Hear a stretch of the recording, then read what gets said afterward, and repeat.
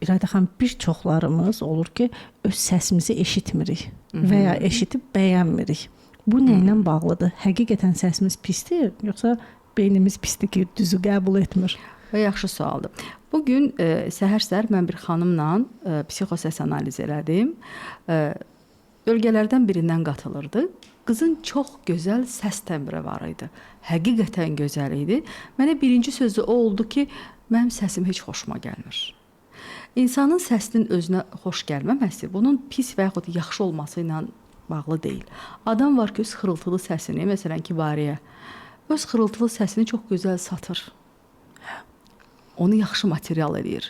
Ümumiyyətlə, çirkin, gözəl anlayışı yoxdur. Onu biz necə təqdim edirik, o var. Ona görə də birinci insan səsini qəbul eləmirsə, deməli, ümumiyyətlə özünü qəbul eləmir.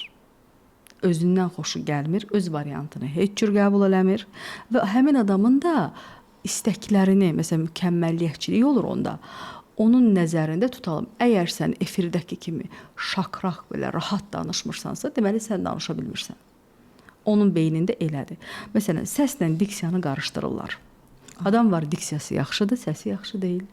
Səs başqadır, diksiya başqadır.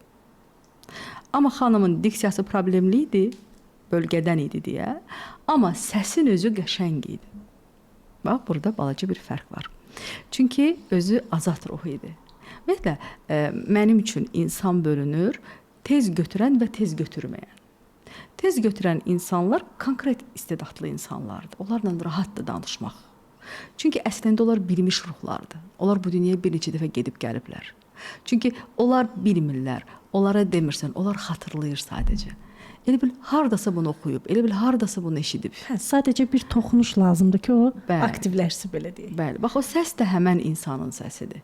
İnsan nə qədər bilgədirsə, nə qədər yaxşı bilirsə, o nə qədər zəif səsi də olsa, onun çox yaxşı səs təmiri var. Məsələn, Ramiz Rövşən. Gəlin analiz edək, yadımıza salaq onun səsini. Səsin özü keyfiyyətsiz səsdir. Amma gör onu necə istifadə edir. Çox gözəl. Çox qəşəng. Düzdürmü? Yəni, səs bizim qarşımızdakı insanın materialından asılıdır. Onun səsini çıxardırıq. Hətta onun səsi yaxşı deyilsə də belə, içindəki insan bilgədirsə, bilirsə, onu yaxşı ifadə edəcək. İradə xanım, siz dediniz ki, psixosəs analizi. Bəli. Əslində, bəli, bu Azərbaycanda heç kəsdə yoxdur. Düşünürəm ki, çox yerdə biz bununla rastlaşmamışıq. Mən bilən yoxdur. Nəyə görə? Mən bunu birinci fərqinə varanda ki, mən insanın səsinin altında demək istədiklərini duyuram. Öz-özümə düşündüm ki, bir bunu araşdırım. Görüm, əgər bunun Avropada, Rusiyada, başqa hansı ölkələrdə məktəbi varsa, ya onlayn, ya offlayn gedim, bunun doğrudan da bir təlimini alım. Başladım araşdırmağa. Təbii Google-a birinci müraciət elədim. Rusça yazdım, İngiliscə yazdım, Türkçə yazdım ki, səsin psixoloji analizi. Çıxır, ancaq bilirsiniz necə? Səsin vokal tərəfləri.